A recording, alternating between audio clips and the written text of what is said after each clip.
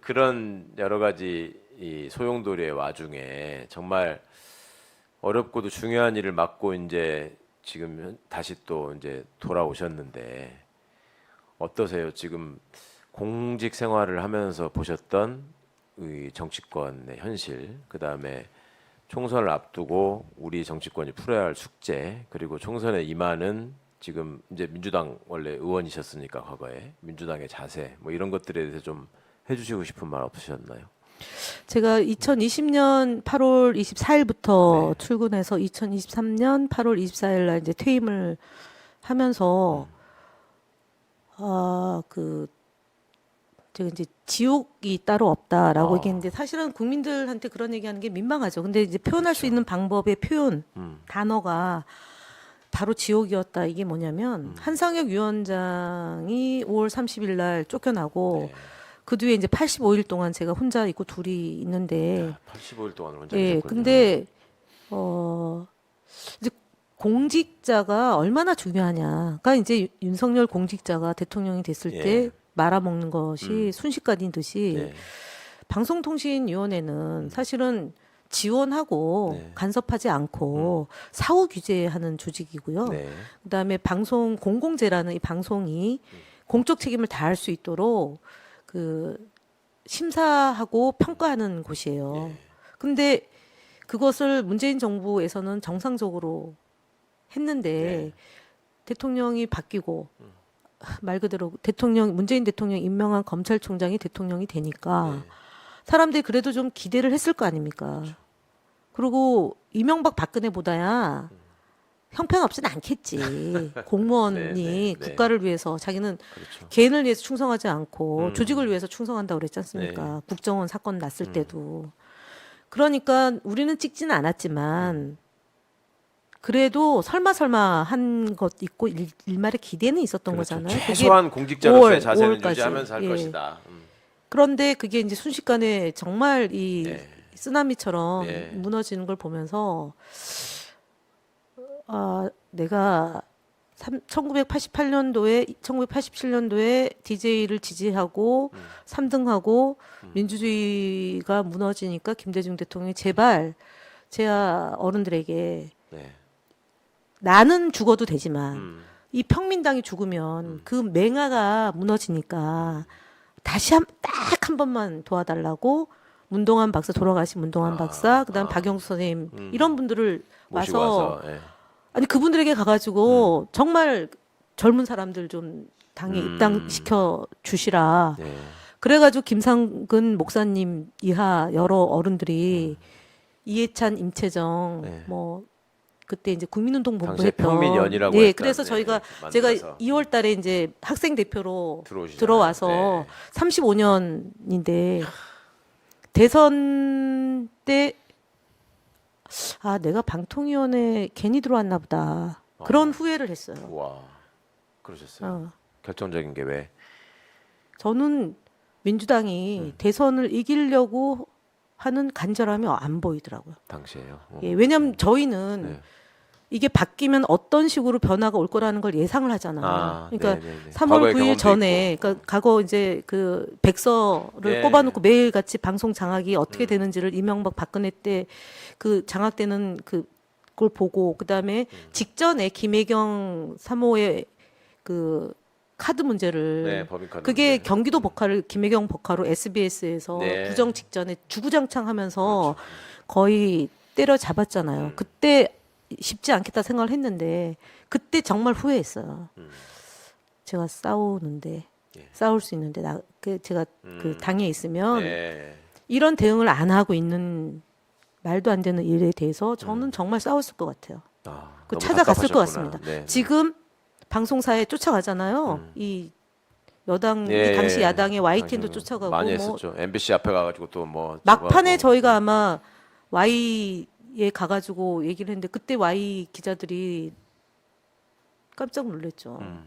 어쨌든 네. 갔을 것 같아요. 저는 네. 그 뭐 바른 언론, 바른 보도 뭐 이런 뭐 하나 만들어가지고 그러니까 그런 답답함이 저는 대선 때 정말 있었어요. 그러니까 미치고 예. 팔짝 뛰는 거예요. 예. 그런데 결과가 6시에 이기는 게 있었고 지는 게 있었잖아요.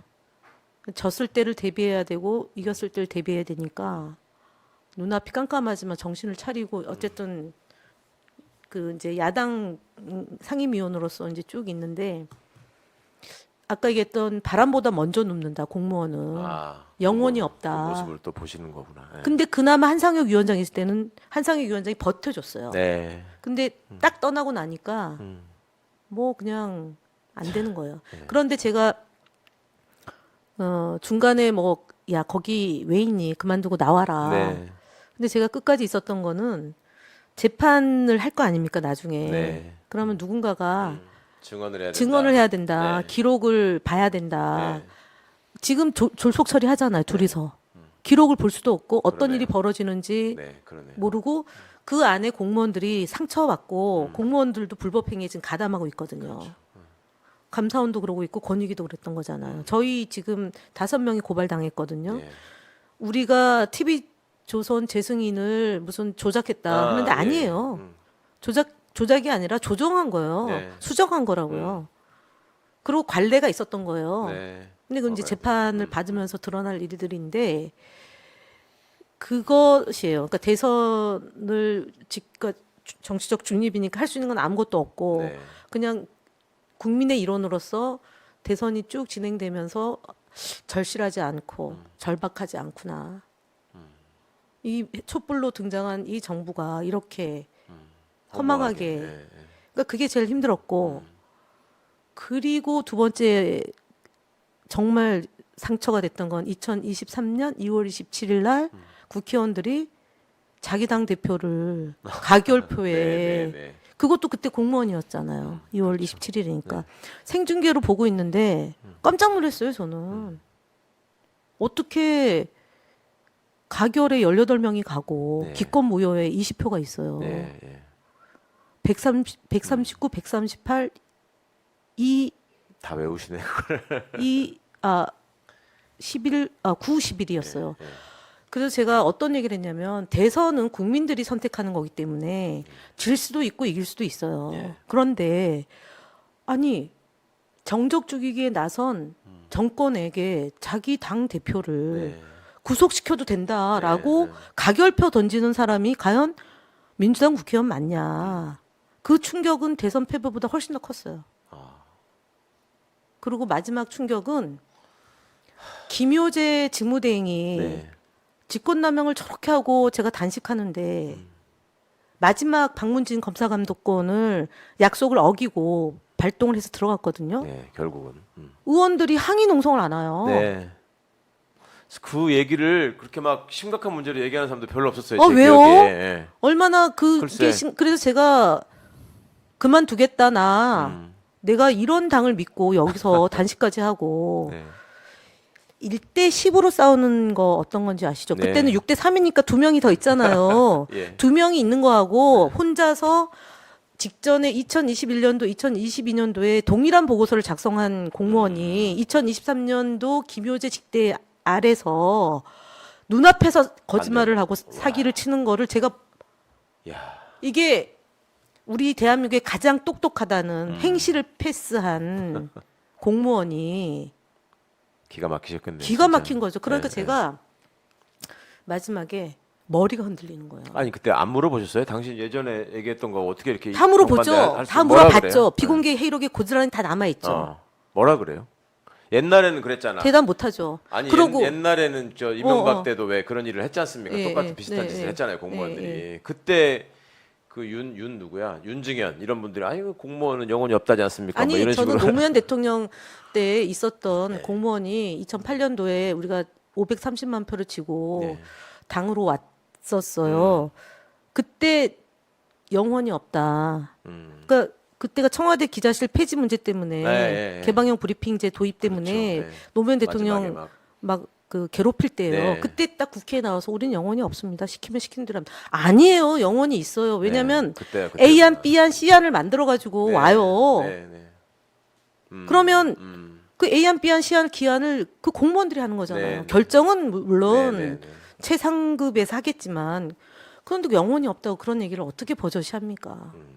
그러니까 영원히 없으면 안 된다. 그래서 제가 마지막으로 그 공무원이 근데 2명이 지금 구속됐다가 보석이 됐잖아요. 네. 그러니까 차마 제가 고발을 못 하겠었어요. 민망해 하긴 하던가요? 그렇게 질문하시니까. 한 명은 민망해하고 어. 두 명은 일어나서 얘기하려고 그러는 거를 제지를 했어요, 위원장이. 네. 내 허락 없이 얘기하지 마라. 그렇게까지 수모를 하면서 내 이 수모가 언젠가는 예. 그 부메랑이 될 거다. 이게 왜냐하면 저희가 이명박 박근혜 두 사람 다 구속이 됐던 거 아닙니까? 그렇죠. 한 사람은 탄핵이 됐고 한 사람은 적폐청산의 대상이 됐는데 그 이동관 위원장이 자기는 안 걸렸기 때문에 네. 죄가 없다 그러지만 그거는 시효가 7년 시효 때문에 네. 벗어나서 음.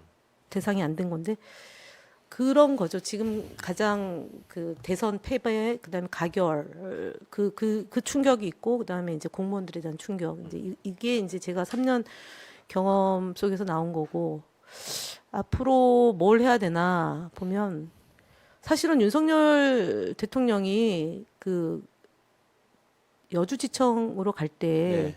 제가 그때 국정원 때 재판을 받았잖아요. 여직원 감금 사건. 예, 맞아. 제일 그때 먼저 함께, 오피스텔 예, 가가지고 쫓아가셔가지고, 예.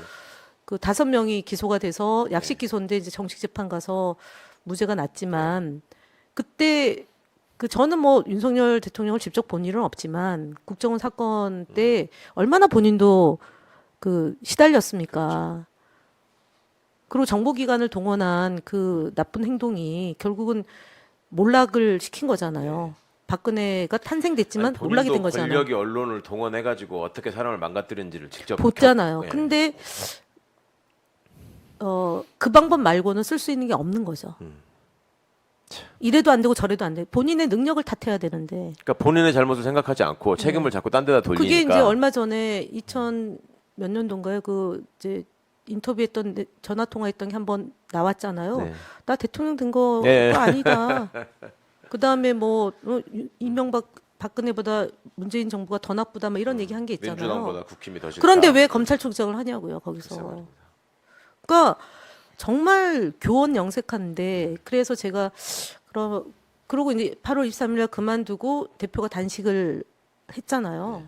24일 단식하는 와중에 또 가결이 됐잖아요. 네. 그땐 부결이 됐고 이번엔 가결이 가결이 됐잖아요.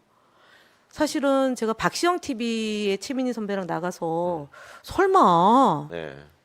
경선 앞둔 국회의원이 국민들이 누가 가결했는지 말하지 않아도 다 아는데 평소에 언행으로 국민들을 기억합니다. 그 말씀. 그렇잖아요. 근데 어떻게 가결표를 던지겠냐? 부결되겠지. 그래도 압도적으로 네. 당론으로까지 안 해도 우리가 네. 다 어련히 알아서 부결하고 돌파할 거다. 이래서 그런 믿음이 있으셨던 거잖아요. 민주당이 그런. 근데 사실은 정서가 안 믿었어요. 안 믿었는데 그래도 이제 그때는 공무원으로 이제 임기를 마치고 당에 네. 돌아왔을 때니까 의원들을 만날 수 있었잖아요. 네.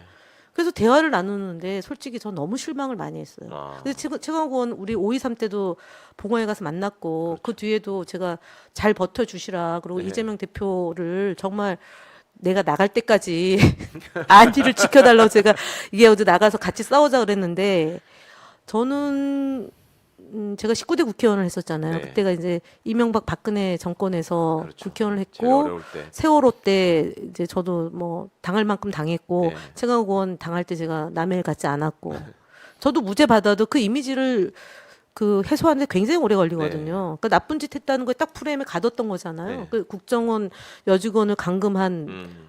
아주 나쁜 공동 그게 야밤에 감금죄가 이게 엄청 큰 거예요. 네. 그랬죠?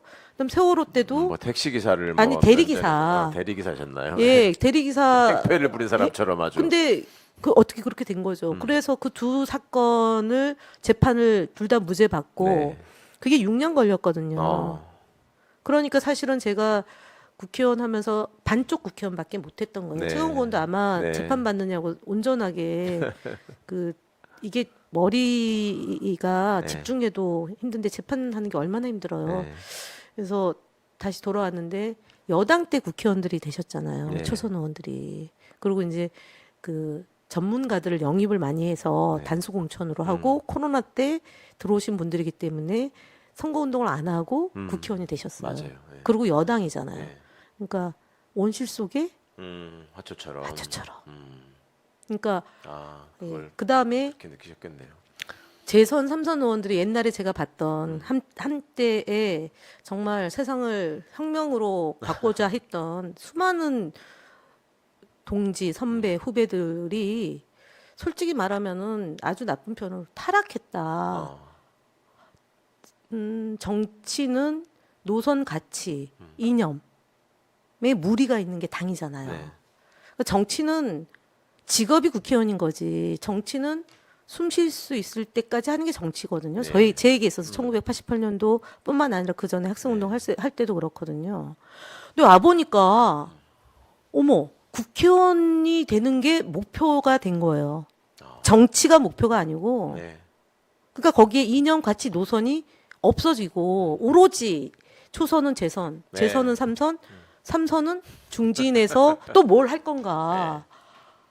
그러면서 사람의 고통, 단식하고 있는 대표의 고통은 좀